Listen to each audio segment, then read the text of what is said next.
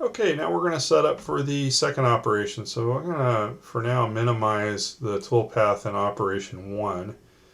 And I'm going to hide the vise for this operation and show the operation 2 vise. So we flip the vise around. If we did all our work properly in the beginning, we should be able to see the part in op2's configuration. And then we're going to turn the stock back on just for the first operation, and then after that the first routine, and after that we will be able to continue without the stock at all. The part itself becomes the stock. Okay, so now we're going to create a new setup. Okay, on this one we're going to use we're going to go to the stock tab and we're going to use from previous. That's fine. On setup though, we're going to go instead of a model box, stock box point, z-axis and x-axis. We're going to set our z-axis plane as the top of the stock, and our x-axis is parallel to the long edge of the material. And then instead of a stock box point, we're going to use a model box point. And it looks like we've lost. This new setup isn't determining what the model is, so we're going to hit select on the model, and we need to pick the part itself. And now when we go to the box points, we should be able to select this bottom left corner, which is the top of the parallel, and that is our box point location. Okay, so the stock should be from previous. It really only has stock from the top corner down to where the part starts, but that's okay. There are some people that use simulation to bring in stock size from a previous operation. That's great. If you know how to do that, you can use the meshes. For a simple part like this, I don't bother with that. Okay, so our program number is 7312, and it's operation 2, so 73122. Program comment op2. We're going to stick with G54, so it's work offset 1. Hit OK. So our origin should show up there in the bottom. Op2. Okay, and we're going to use the similar tool we did on side 1. So let's expand side 1, and we can take our face mill and right click on that routine. And we're going to copy it, left click on op2, then right click on your mouse and hit paste. And we expand this, and now we have a copy of the face mill routine. Now we need to do some adjustment. Okay, and we're going to right click on the routine. We're going to hit edit. We're going to keep everything on feeds and speeds at default. On geometry, it'll select what is now faced up on the face mill, so we're going to accept that. We're going to go to heights. We do want to go from stock top, and the top height is going to be from stock top, and we want to machine down to model top. So it's going to machine between this light blue and this dark blue to deck down the top of this part. Okay, we're going to go to passes. We can leave all this at default. Worked on the other side, except for we want to hit multiple depths. This is too much for this cutter to take off in one pass. So we're going to check the multiple depths box. Our maximum step down is going to be 40 thousandths. We are going to go from both sides, and we're going to use even step downs. If you like, you can have a finishing step, and we would set that probably to 10 thou. I don't know if it really makes much difference with this cutter, but you might get a little bit better finish. And we go to our linking tab, and everything should be the same because we copied it from our previous routine. We hit OK, and we should get several passes. Goes back and forth and mills that down to height. Okay, at this point, the stock is effectively the model. So we can hide the stock, and we have a through hole here. And the only other routine we need to do on this side is our deburring. Pretty simple. We're going to go back to our op1, highlight tool 16.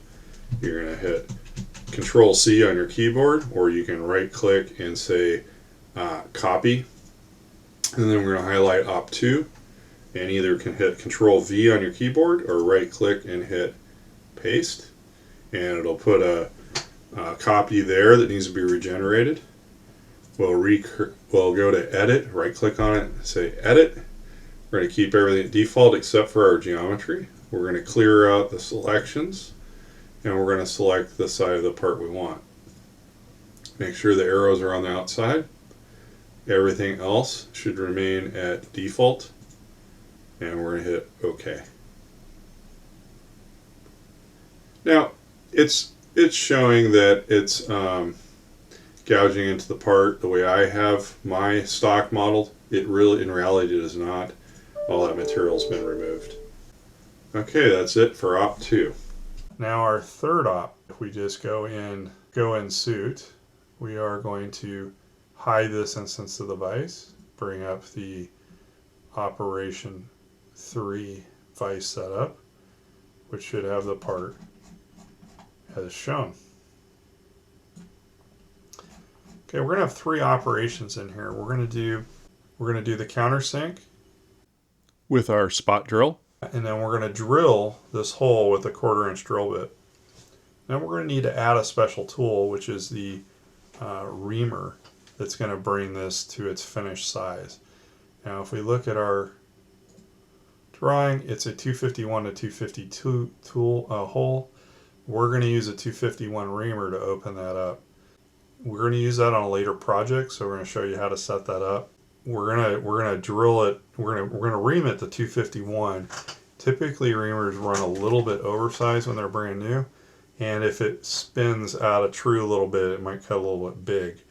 So we're going to use a 251, and then we need to inspect this hole to make sure it hits our tolerance. So a 251 pin should slide in there smoothly, and a 253 should not. So if you haven't done that, you need to use gauge pins.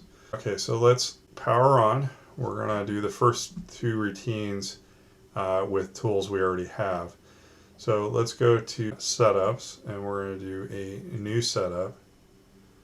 Okay, and in this case, we are going to go to stock, and we're not going to use from previous because that material's all gone.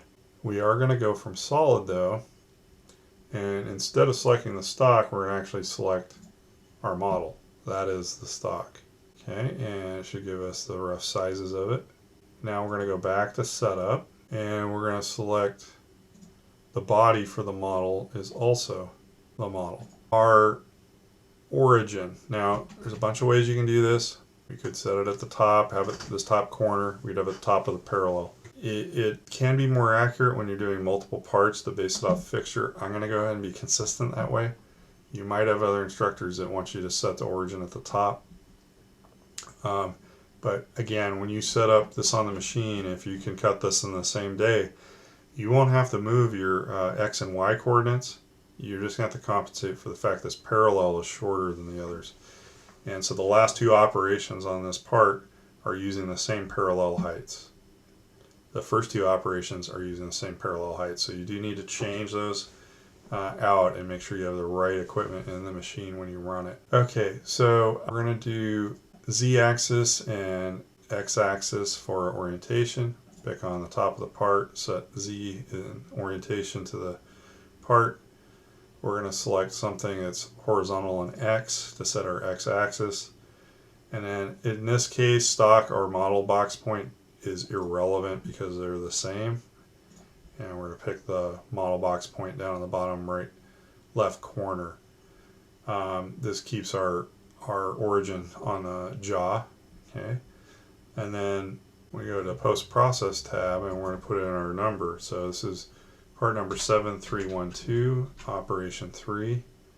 So our program number is 73123. Program comment op 3, and we're still going to use work coordinate system 1. Could change that if you wanted and use say 2, and you would output 56. But what's important is you set up the way your program is. I'm going to hit OK. We're going to change the name to op 3. And then we're going to do our first routine. So we're going to basically peck drill this the same way we did in operation 1. Okay, so now we're going to drill out this feature. So we'll start with our spot drill. It's going to cut out to our countersink diameter. So before we actually program that, we need to select our tool. So we're going to go to drilling, and we're going to select from our tool library. We're going to pick our 3/8 diameter 90-degree spot drill, tool number 15. And we're going to keep our default leads, speeds, and feeds. Under geometry, we're just going to pick the countersink. And then we're going to go to heights, and we can, the stock and the model are pretty much the same. And we want to go from whole top to whole bottom, provided the only feature we selected was the countersink. You got to be careful on that. If you select more, it's going to go too deep. Our cycle, we are going to do a deep drilling, even though it's not, but we're using a soft free machining material that gums up. So we want it to do PEX. We'll leave the default PEX there. That way it'll retract and eject whatever chip is building up on the cutter to keep it from galling on the cutter and messing up our next hole. And on the last tab, linking, we just leave at default. Hit OK. Okay, so we now have our countersunk hole. Now we're going to drill with our drill bit. We're doing a 251 reamer in this, and we're using a 246 drill, which is in our standard library, and it's the letter D drill. So we're going to select, and we're going to pick from our aluminum library our 246 drill, letter D. The reason we've gone to this is that we can make dowel pinholes for a press fit with that drill bit following up with a smaller reamer. So that way we have less tools in our library. Okay, we're going to hit select. We're going to keep the default settings on feeds and speeds. We're going to select the chamfer, the hole, and that way we see it going all the way through our feature. And then we go to heights. Again, we're going to stock top isn't going to matter. We're going to go whole top to whole bottom, but we do want to have the drill point go past, and we want to go about a little bit farther because this is an angle. We don't want any flash there. So we're going to put 0.1. We're going to go 100,000 steeper. So it's going to be important when you set this part up that your parallels are on the edges. Maybe use a parallel spreader to make sure that those are apart. We're going to go to the next tab, which we're going to go from a drilling cycle to deep drilling. That way we get PEX. We'll leave this at default settings, and it'll eject the chip as it pulls up. And we hit OK, and we get our drill all the way through. Okay, that's it. And the next one's the reaming.